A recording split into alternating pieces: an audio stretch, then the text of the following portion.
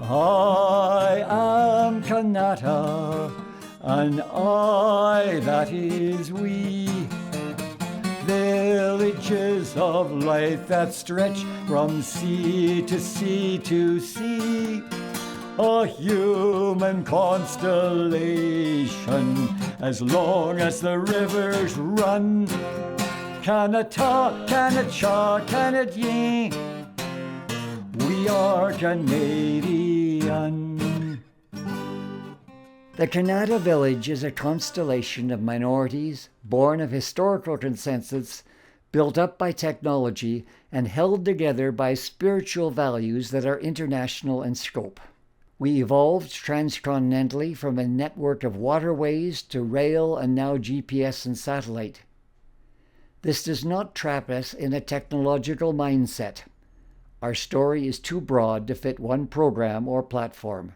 It's a blend of adventures of First Nations, each a stream in itself, French and British, and peoples from around the world. It can't be contained in formulas, stats, or demographics. Screenshots don't give us a 4D view. Shorthand or acronyms can't replace the expanse they represent.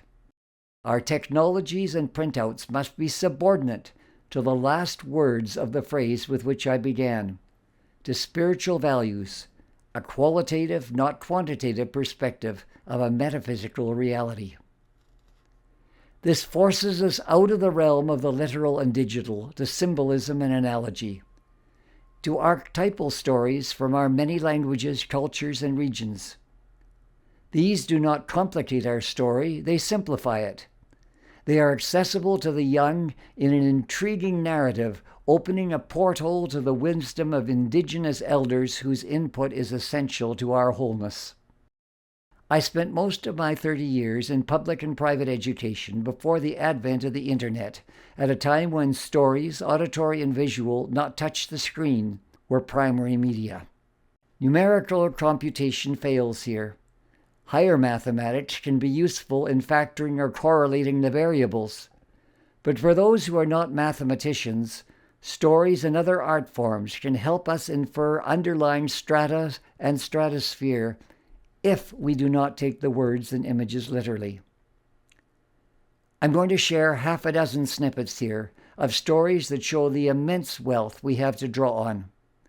The first is a Chippewa tale of Shingibis, a brown duck who finds himself in a struggle with the north wind.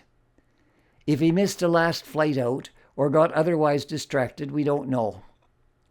But when the story opens, it's winter, and Shingibis has a lodge on the shores of Lake Huron from which he goes out to fish, pulling up clumps of reeds to open fishing holes in the ice, and brings his catch home to his lodge and warms his webbed feet by a glowing log of firewood. North Wind sees this as a challenge to his mastery. He hounds and harasses Shingibis, blowing piles of snow onto ponds, freezing up fishing holes, and finally enters his lodge to breathe down his back until he freezes.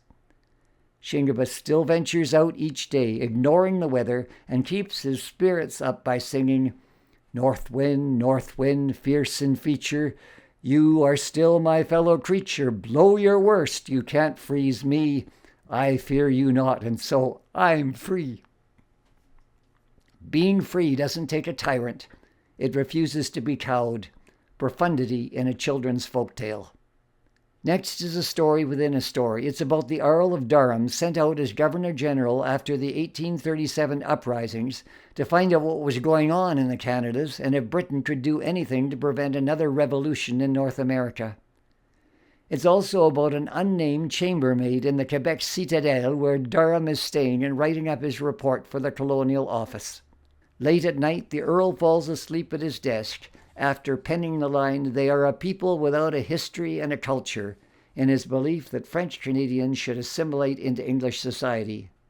In the morning, he awakes to, "Ta menti, Durham, you lie, Durham," on the page, signed Madeleine de Verchères.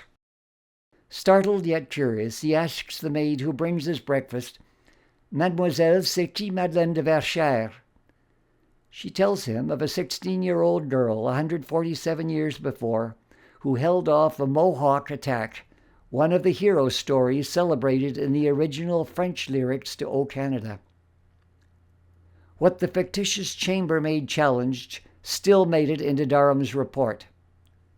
The story shows us the complexity of relations of First Nations, French, and British. Outside, we learn of Durham for his advocating responsible government. Québécois see him as an advocate of their assimilation. This is not a preschool story, but middle and secondary students can read or act it out. Multiculturalism predated Euro contact. First Nations had an immense cultural spread. Many remarkable Indigenous leaders crossed ethnic lines. Crowfoot, chief of the Blackfoot, born of blood, set out across the plain at age 5 to find his mother, who remarried a Siksika man. Piapot, of mixed Cree and Assiniboine parentage, was kidnapped age 2 by the Sioux with his grandmother. In 14 years, he learned shamanic secrets of the Lakota and returned to lead his people north of the border, almost as Moses, raised by the Egyptians, returned to lead the Hebrews out of Egypt. Cross-cultural experience makes good observers and communicators. Jeanne Mance, co-founder of Montreal, nursed back to health a Mohawk chief known only as La Barrique, Barrel Chest, who'd been left for dead by comrades in a raid on the colony. His brother returned to avenge his death. With fresh casualties on both sides, La Barrique appeared upon the Palisades calling, "Look, I'm alive, and you are killing my best friends," leading to a truce. Catherine Schubert was the first white woman in BC's interior. She walked from Red River with her husband and a party of overlanders. A mother of 2 and pregnant on the trip, she became a founder of Kamloops at the south end of the North Thompson River down which they'd rafted. Stories like these tell us more about our constellation than population, trade, and legislation. Knowing the players in person provides a context in which the scaffolding can make sense. There's a 2,000-year-old story imported here at contact by both French and English explorers. Saint Jean-Baptiste is usually considered a French-Canadian patron, though in Quebec his day has been renamed La Fête des Patriotes by secularists celebrating the uprisings of 1837-38. O Canada was written not as a national anthem, but as an ode to the baptizer after Samuel de Champlain began to explore the river flowing into the Bay of Fundy on the Saint's Day, June 24, 1604, hence St. John, New Brunswick, on the St. John River. The first English landing in what's now Canada by John Cabot, Giovanni Caboto, was exactly 107 years earlier at St. John's, Newfoundland. The baptizer is recognized in Jewish, Christian, and Islamic traditions. Whether one belongs to any of these faiths, this Middle Eastern prophet's fourfold message could be a Kanata motto. The promised new order is here and now, not in an afterlife or after a last judgment. Prepare a way in the wilds, not freeways, but seeking the divine there in a vision quest. Social justice. Whoever has 2 coats, give one to who has none, with food likewise. And a non-racial citizenship, based not on DNA, but deeds like these that show we get it. These synchronicities and stories tell us more about Kanata than statistics. Quantitative data is relative fodder for annual reports. Qualitative human factors are symbolic and enduring. The Kanata spirit is analogical, not digital, qualitative, not quantitative, and symbolic, not literal. This is the last of 8 Kanata traits shared by people of this land before and after contact.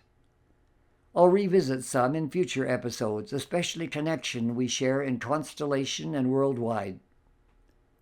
With so many places from which people have come to live here, there are many links to explore. Rather than list world places with Kanata connections, it would be easier to list those without. Join me to look for faces and places where we are reflected in the mirror of humankind. For Kanata Connections, I'm David Watts. Kanata, au long des rivières, les villages lumineux au-delà des frontières, a human constellation, as long as the rivers run. Kanata, Kanata, Canadien, we are Canadian.